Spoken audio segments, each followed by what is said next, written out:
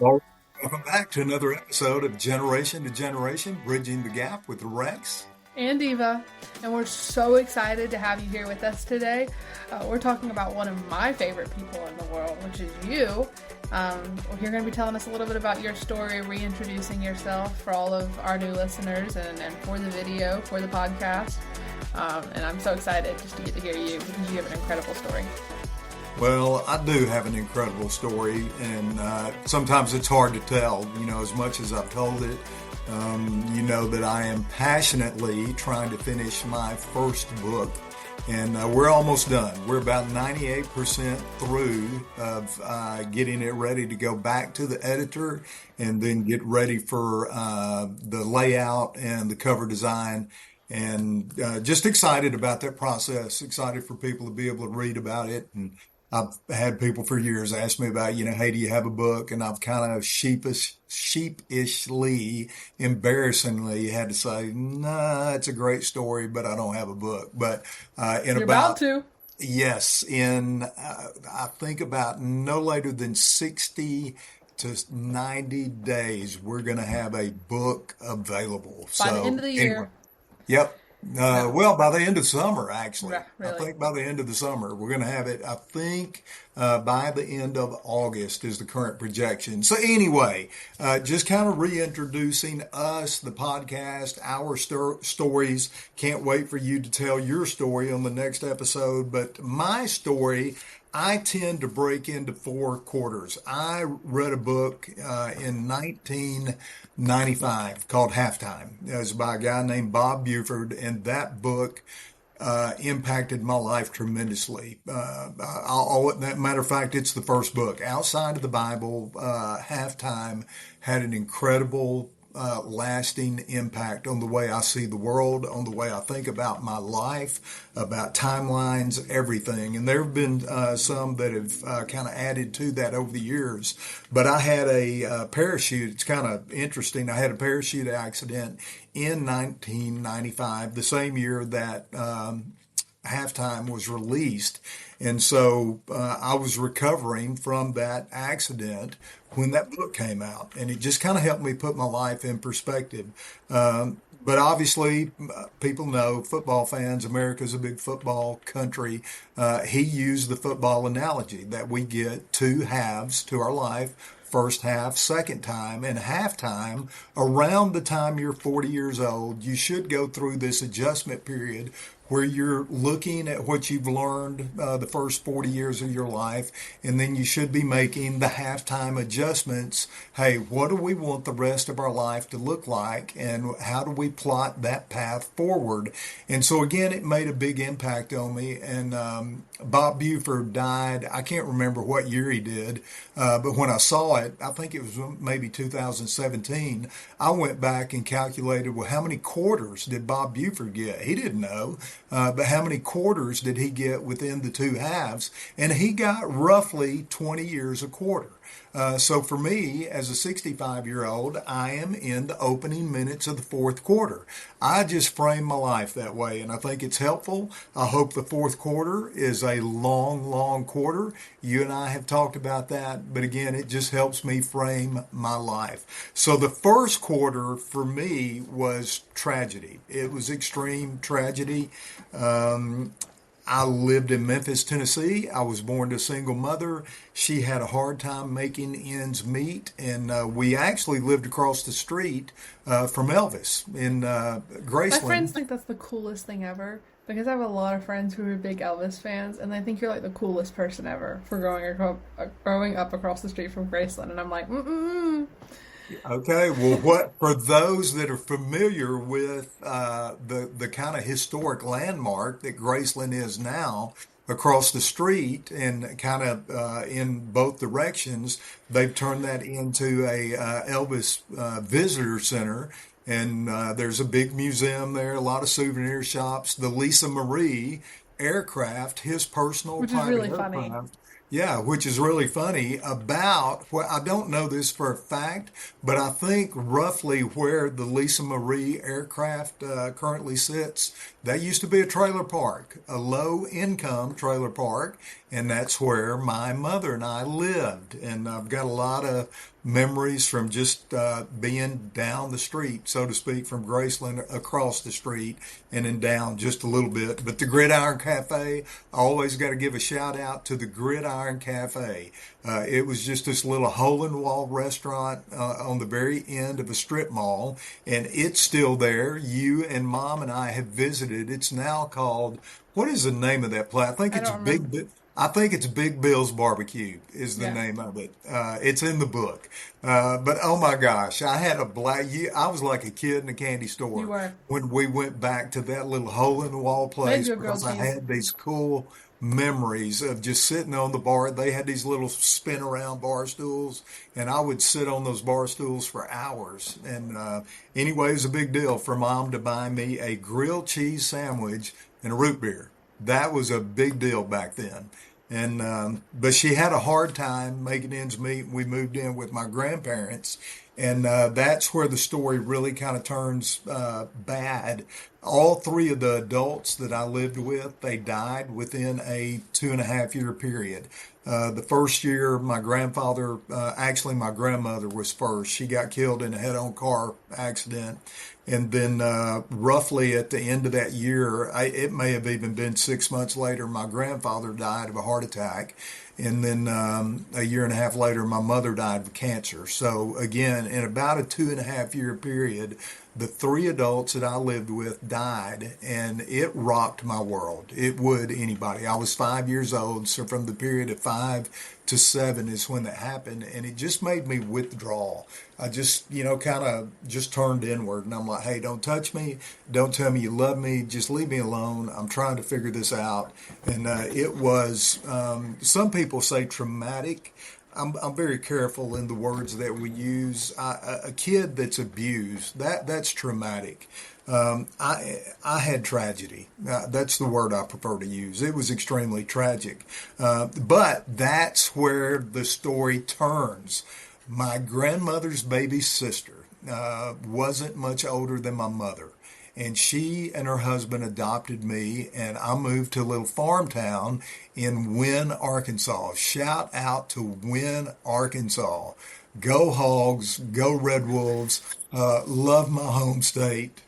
Just got a lot of great memories in that little farm town. And, again, I was still recovering from the tragedy.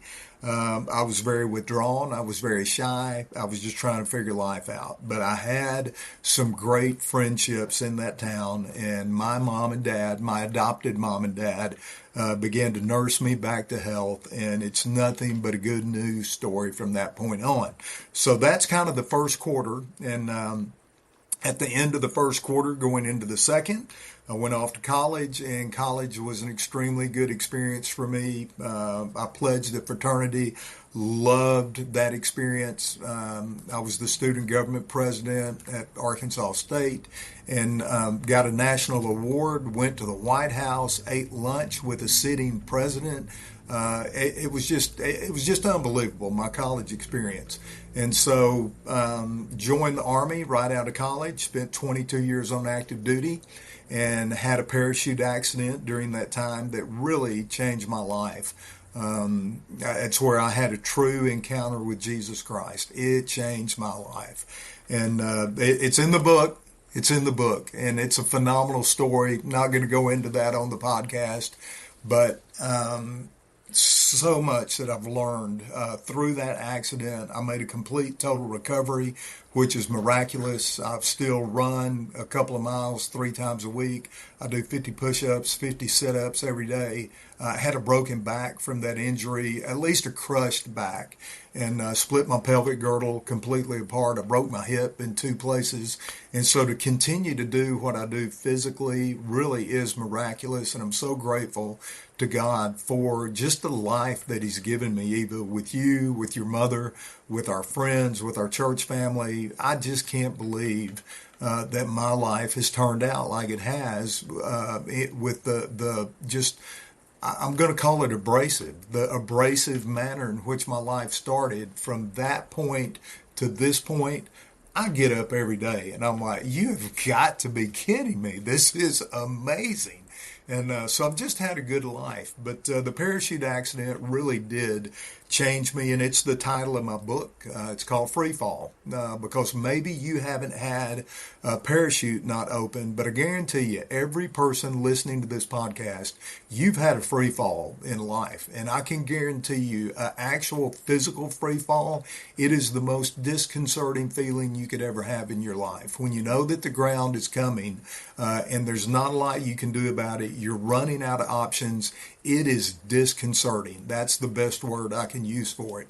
But maybe you didn't have a parachute didn't open, but I guarantee you every person's been through their version of a free fall, whether it's a divorce, whether it's the loss of a loved one.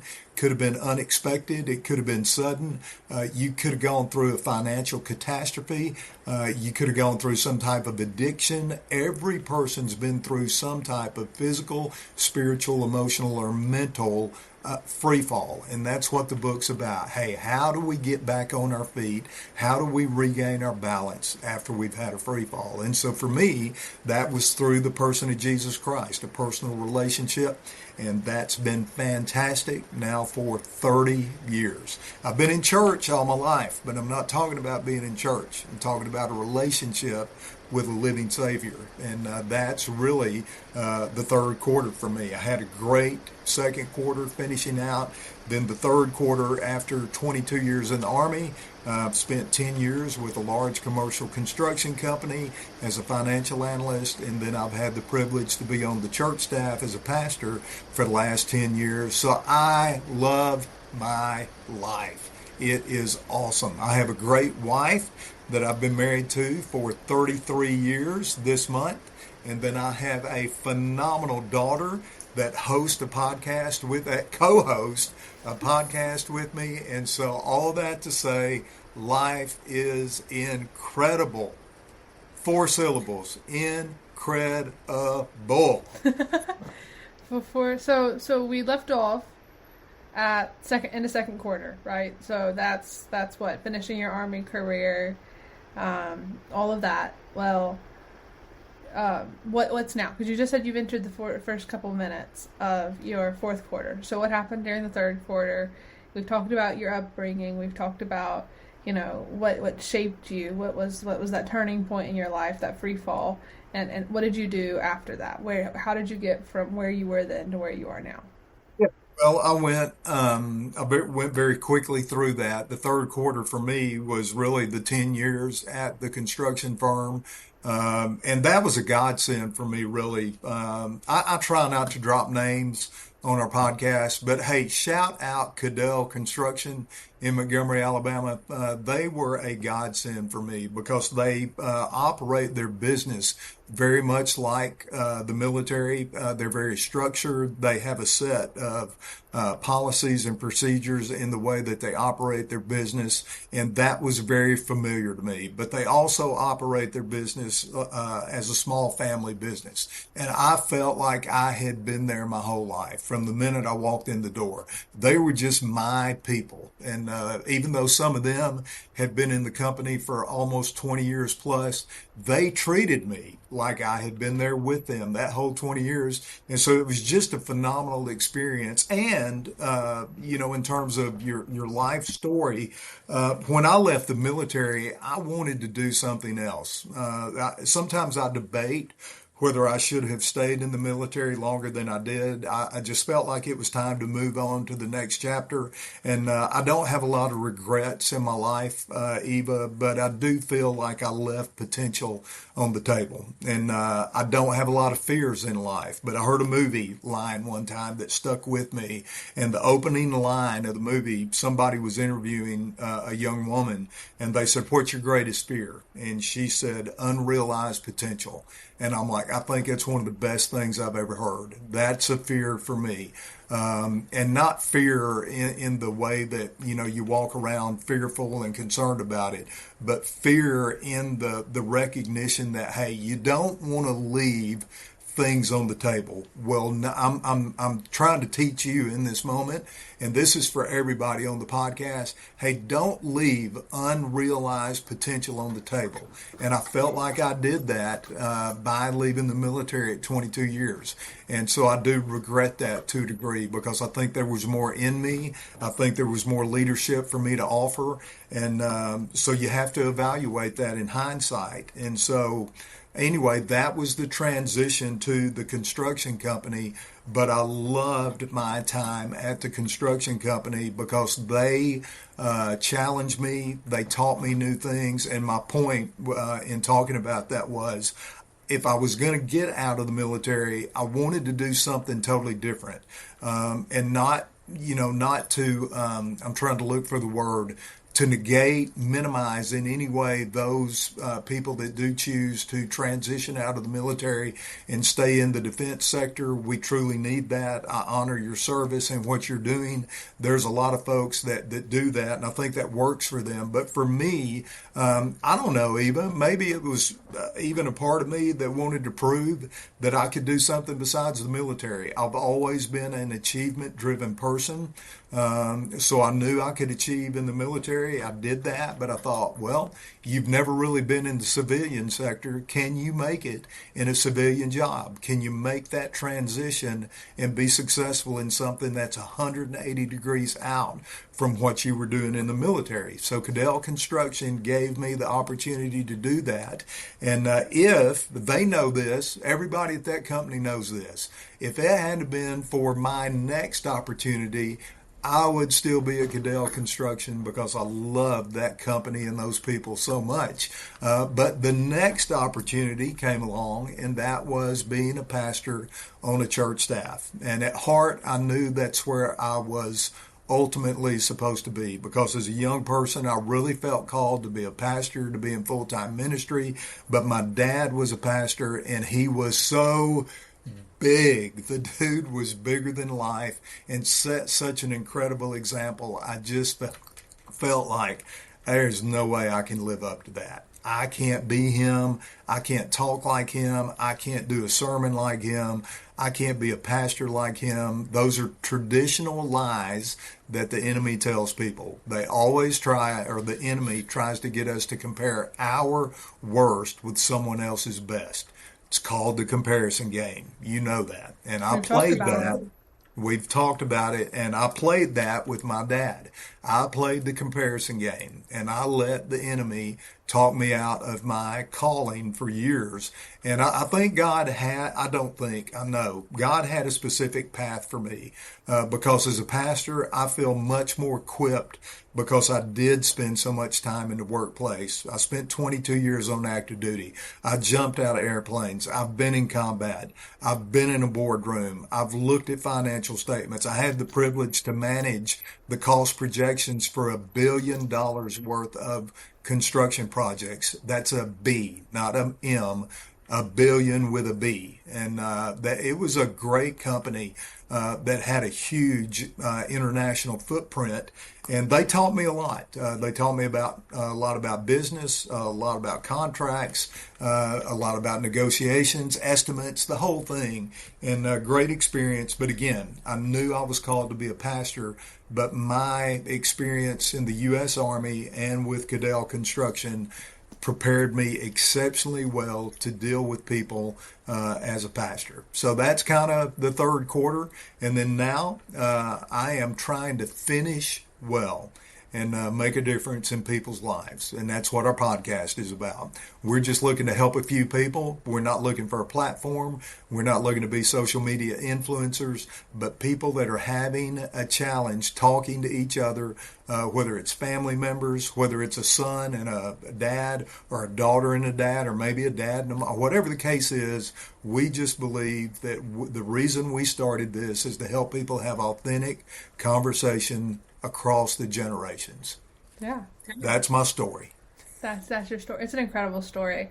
And I think when you talk about it, I see a lot of similarities in my own struggles and like the wisdom. Like I've played the comparison game. I've I constantly have worried whether I was fulfilling my purpose, whether I was had missed opportunities by being homeschooled, doing things like that. And so, like, a beautiful thing of this podcast is, and I mean, we just talked about it in the previous one, but this podcast isn't for others, in my opinion. It's I feel like so much of it is just me getting recordings of your wisdom. And there's so much you have taught me over the years, and so many lessons that you started teaching, back when I was 3 or 4, that, like, I'm still learning, that you're still developing, that you're still teaching, that, you'll always be a teacher in my life. As much as you are a father, as much as you are a pastor, you are also an incredible teacher.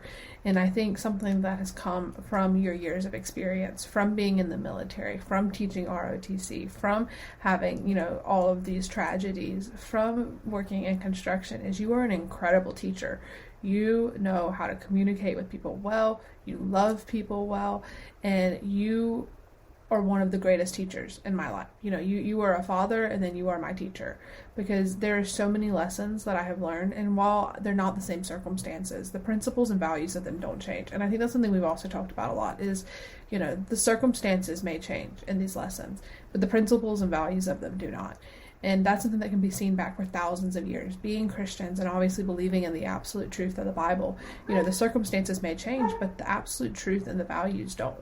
And that's the same thing with your lessons, is there's so many lessons that people would discredit simply because, it's because he was in the army, or because, he was born in the 60s, or all of these things because he's older. But there's so many things that you can learn just by talking to you.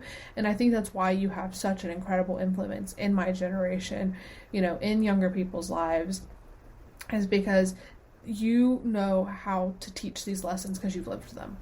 You know how to take these lessons because you've lived them, and teach people how to apply them. And so I think that's such an incredible part of your story, is there's so much, we talked about unrealized potential, but there's so much potential that I don't even think you've realized of how big of an impact you've had on people's lives, and how many lessons you've taught people that they probably don't even realize was a lesson. They just applied it. And so I think that's something really, really, really cool about getting to call you my dad, is you're also an incredible teacher because you have all of these lessons.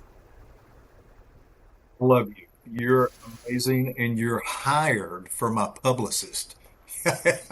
You're Right? you're awesome, Eva.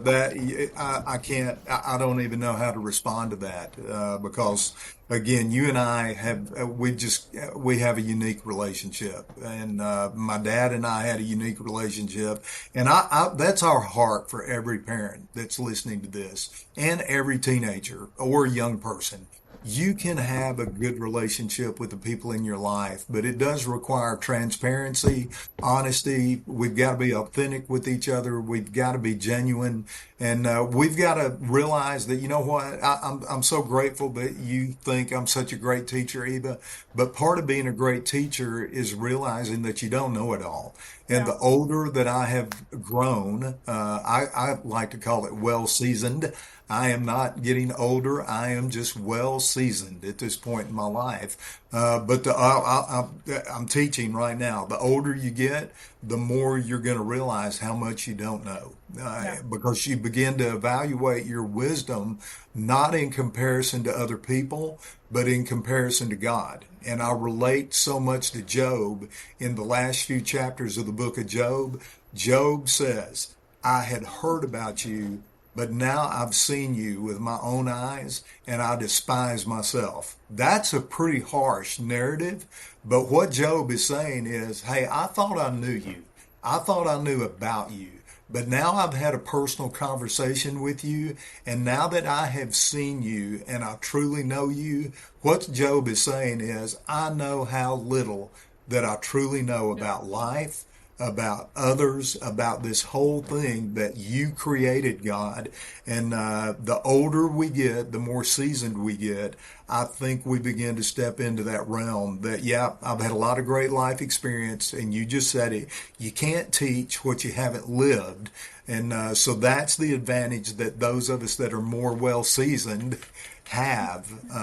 But I want you to know that as we do get older, we also realize how little we do know in this big scheme of things that God laid out in front of us. And all I know is this: I have loved the ride. I enjoy being on the ride. I enjoy doing the ride with you and your mom. And we are going to ride this thing for all it's worth. And we're going to shut the park down. Right? Yes, 100%. 100%. And there's, I'm going to tell a little bit of a story, but we were at breakfast one morning or lunch. I texted you and I was like, you want to go get lunch? And it was like, like when older people are like, oh, like they'll like somebody they know when they like see you. It was like that man, that woman at at Jimbo's. And he was like, oh, like this old guy, like you must like be the better version of him or something like that, or like you must be better than he is or something. And I was like, no, like honestly, like there's so much that I could have learned from you and so many lessons and mistakes that I've made that if I had just paid closer attention to your wisdom and taken closer to your teachings, that I would not have made those mistakes. But it took me making those mistakes to grow, and taking your wisdom of you coming in and advising me after I had made the mistake, that helped me grow into a better person. And I think that's something so beautiful about it, is in life you're going to make mistakes, but who you surround yourselves with after is really going to impact how you grow and how you change from it. Because if you surround yourself with people who keep you sitting in that mistake and don't keep you growing and don't help you improve, you're going to continue to identify yourself by that mistake. And if you surround yourself by people who only talk bad about it, then you're going to identify it as a bad mistake, and you're going to take that identity of it. But I've made mistakes. I've played the imposter syndrome. I've cheated. I've compromised my integrity. I've done these things. But you have all of these lessons, and surrounding myself with people like you, like Mama, like my mentors in my life, y'all encourage me not to let it define me, but to let it to be a step that helps me grow into a better person, to let it be a step that helps me grow into who I am, and to help make me a stronger person in my identity, not become part of it. And so that's something that's super important that I think you can learn from lessons, and that's a huge part of conversation, especially with people my age, because I'm 18 years old. I'm about to go to college. Like, there's so much that I still have to learn about life, and it's very easy for my generation, for kids my age, to think we know it all.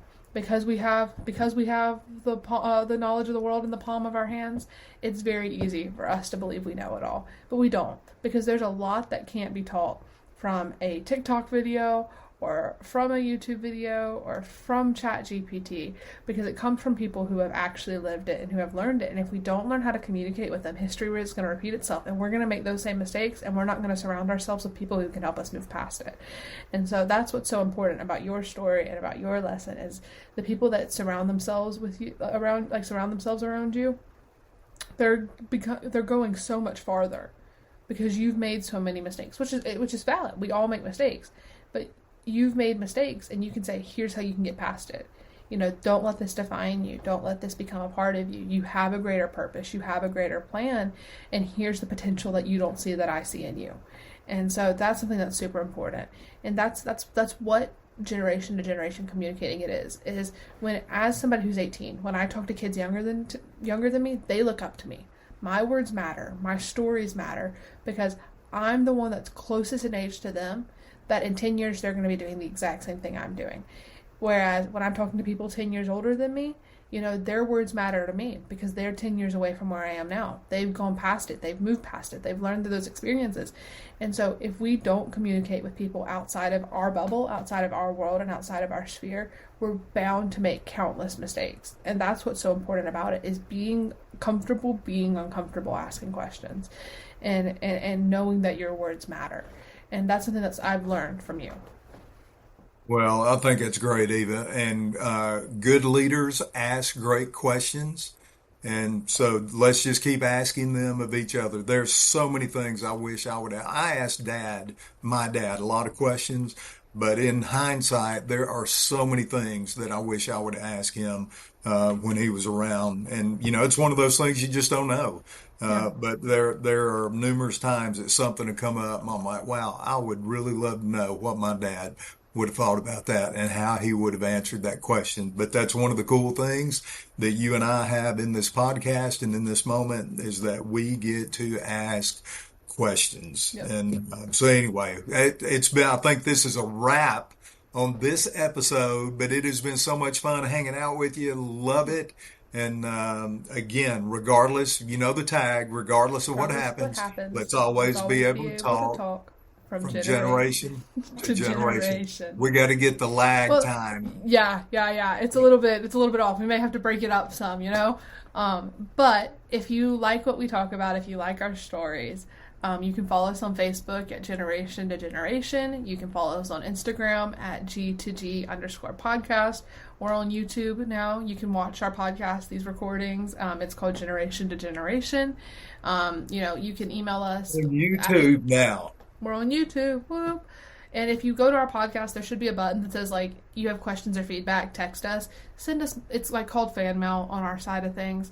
If you send us to it, you DM us on our platforms, reach out to us, ask questions. We would love to talk about them because chances are we've been through it or we know somebody who has, and we can help talk about it. We can share our opinions and our advice because sometimes it helps having a little bit of outside opinions.